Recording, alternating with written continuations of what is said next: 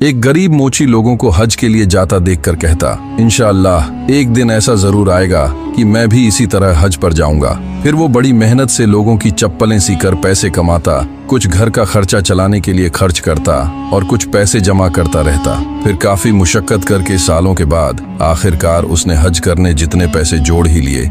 जब पैसे जमा हुए तो मोची हाजियों के साथ हज के लिए रवाना हुआ। जब रास्ते में हाजियों का काफिला आराम करने के लिए रुका तो मोची बैतुल खला के इरादे से इतराफ के जंगल में गया। उसने वहां एक अजीब मंजर देखा। एक बापर्दा खातून मुर्दार जानवर का गोश्त काट कर ले जा रही है। तो मोची उसका पीछा करने लगा कि आखिर देखूं ये औरत मुर्दार जानवर का गोश्त कहाँ ले जाती है। फिर वो औरत जाकर एक घर के अंदर घुसी। फिर मोची छुपकर खिड़की से झांक कर देखने लगा। जब मोची ने वो मंजर देखा तो उसकी आंखें फटी की फटी रह गईं। वो औरत जो हिजाब के हिसाब से मुस्लिम लग रही थी, वो मुर्दार जानवर का गोश्त पकाकर अपने बच्चों को खिलाना चाहती थी। फिर मोची ने आवाज दी, ऐ माई, ये क्या कर रही हो? दरवाजा खोलो, मैं तुम्हें ऐसा हरगिज नहीं करने दूंगा। उस औरत ने दरवाजा खोला और मोची के सामने रोने लगी और कहने लगी, मैं एक सैयदजादी हूँ। मैं इतनी मजबूर हूँ कि मेरे बच्चे भूख से मर रहे हैं, इसीलिए मैं ये मुर्दा जानवर का गोश्त पकाकर बच्चों को खिलाना चाहती थी। मोची की आंखों में आंसू आ गए और उस सैयदजादी से कहने लगा, ये मुर्दार जानवर का गोश्त फेंक दो,